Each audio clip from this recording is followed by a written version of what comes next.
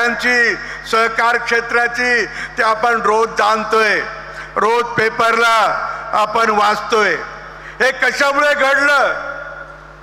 हे कशामुळे घडलं असेल तर सहकार क्षेत्रामध्ये चुका तर होणार, सुरुवातीला चुका होणार, पण चुका दुरुस्त करण्याच्या ऐवजी चुका लपवल्या जाऊ लागल्या. अरे चूक झाली दुरुस्त करा, पण दुरुस्त करायची नाही तर ती लपवायची. आणि मग ज्यावेळेला लपवायला सुरुवात झाली त्यावेळेला गडबडीला सुरुवात होते, हे आपल्या सगळ्याला माहीत आहे. आणि म्हणून खरं म्हणजे असं होऊ नये म्हणून सुरुवातीपासून या मोठ्या जिल्हा बँका आहे किंवा जिल्हा ची संस्था आहे, त्या संस्थेवर तिथला जिल्ह्याचा DDR हा तिथे पदसिद्ध संचालक असतो. पण किती पदसिद्ध त्या DDR त्या बँकेत जातो किंवा त्या संस्थेत जातो आणि गेला तरी काही सांगतो का? आता खरं म्हणजे तो कशासाठी दिला होता?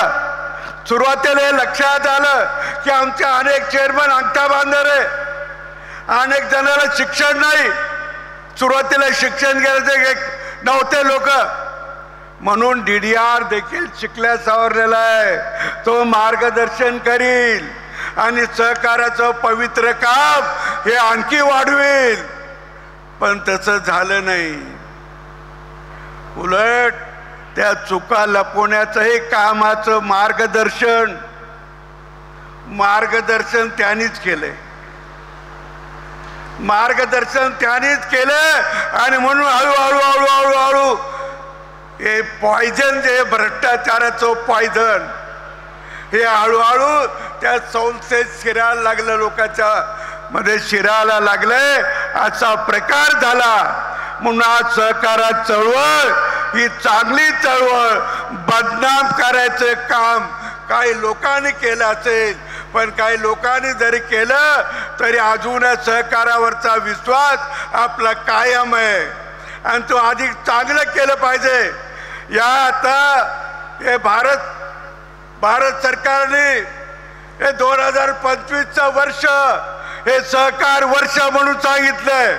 मला असं वाटतंय 2025 हे जर सहकार वर्ष असेल देशाचं आणि ते स्वीकारलं आपण, तर या 2000 वर्षामध्ये काही नवे उपक्रम केले पाहिजे, काही नवे उपक्रम केले पाहिजे. ज्या संस्था बिघडल्यात त्या चांगल्या केल्या पाहिजेत आणि ज्या संस्थेला खरं म्हणजे काही अडचणी असतील तर त्या चांगल्या मार्गदर्शनाकडून आपण त्या सोडून घेतल्या पाहिजे, तसा विचार केला पाहिजे. पण संस्था जर लयाला जात असेल तर तिला सुधारायचं काम केलं पाहिजे आणि सुधारायची इच्छाशक्ती असली पाहिजे. हे जर झालं तर या सगळ्या पतसंस्था पुन्हा नव्याने, सहकार क्षेत्र नव्याने पुन्हा जोमाने उभं राहिल्याशिवाय राहणार नाही. आणि म्हणून ते करण्याची आवश्यकता आहे असं मला वाटतं. आणि म्हणून सहकार जो बिघडत गेला, सहकारामध्ये तर आपण सुरू धरलं होतं, सहकारामध्ये जी कल्पना आपण केली होती ती कल्पना कुठं राहिली? ती कल्पना राहिलेली नाही. एकमेकात सहाय्य करू अवघे धरू सुपंत, सुपंतमध्ये चांगला मार्ग. तर चांगला मार्ग आहे का आपल्याकडे हे आपल्याला आधी पाहावं लागेल. आणि तो चांगला मार्ग नसेल तर त्या चांगल्या मार्गाने जाण्याचा प्रयत्न केला पाहिजे. एकदा चांगला मार्ग स्वीकारला, एकदा कोणीतरी पाऊलवाट टाकली, पाऊलवाटाची गाडीवाट होते, गाडीवाटाचा महामार्ग होतो. सहकार देखील असा मोठा होत गेला आपल्या एका संस्थेचं सुद्धा. अशी संस्था मोठी करावी. आता 5000 कोटीची संस्थेला त्याला आपण चेअरमनचं स्वागत केलं. आता एक मोठा दृष्टिकोन ठेवून आपण हे सगळं केलं पाहिजे असं मला वाटतं. वैयक्तिक खर्चाचे व्हाउचर ज्या वेळेला ते ऑडिटर स्वीकारायला लागला त्यापासून त्याची वाटचाल सुरू झाली आणि मग असे कितीतरी व्हाउचर कशाचे पण लावायचे. मला आठवतं आमचं बार्शीची घटना आहे. बाबासाहेब तिथे एक ऑडिटर गेले, तुमच्या संभाजीनगरचे होते, 101 वर्ष जगले, आता गेलेत 2-3 महिन्यापूर्वी, निवृत्तीनाथ भाले म्हणून.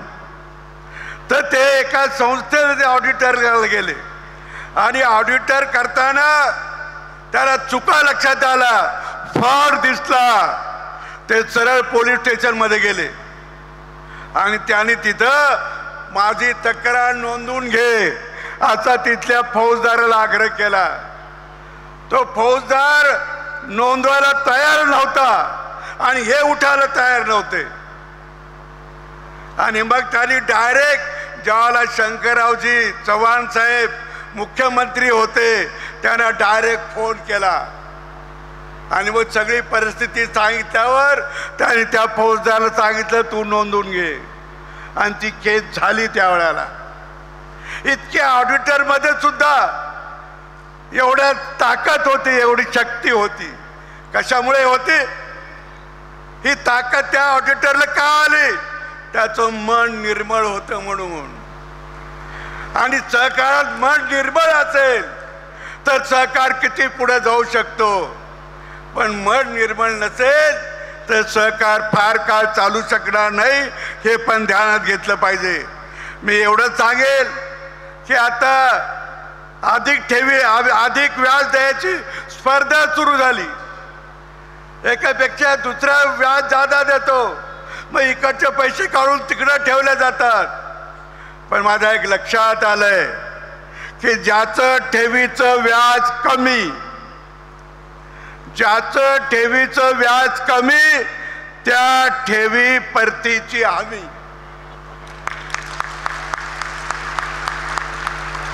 ज्याचं ठेवीचं व्याज कमी त्याच्या ठेवीची परतीची हमी.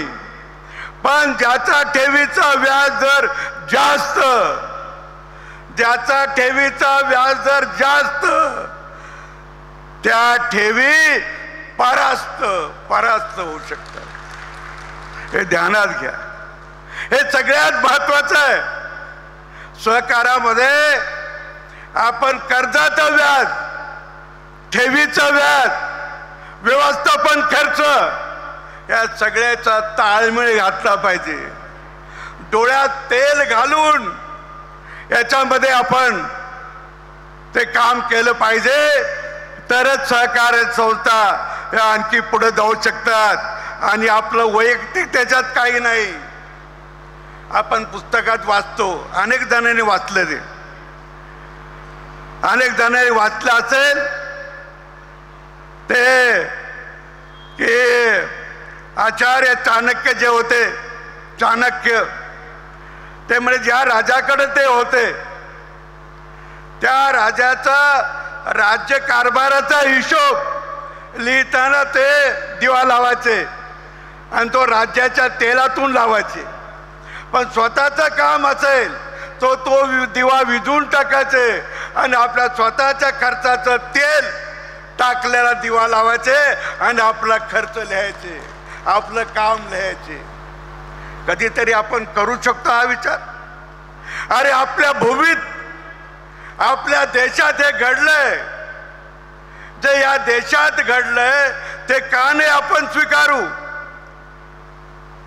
मला आठवतंय, तुम्हाला सांगतोय की 2 फेब्रुवारी 1835 जो ज्यांनी आपली शिक्षण पद्धती लावली तो थॉमस मॅकॅलो ज्याने शिक्षण पद्धती आपली दिली, तर त्याने 2 फेब्रुवारी 1835 ला ब्रिटनच्या लोकसभेमध्ये, पार्लमेंटमध्ये भाषण केलं. आणि काय सांगितलं भाषणात त्यांनी सांगितलंय की मी भारतामध्ये पूर्व ते पश्चिम, दक्षिण ते उत्तर सगळा प्रदेश हिंडून आलोय. पण मला तिथं एकही चोर भेट सापडला नाही, एकही भिकारी आढळला नाही. कोण सांगतो? थॉमस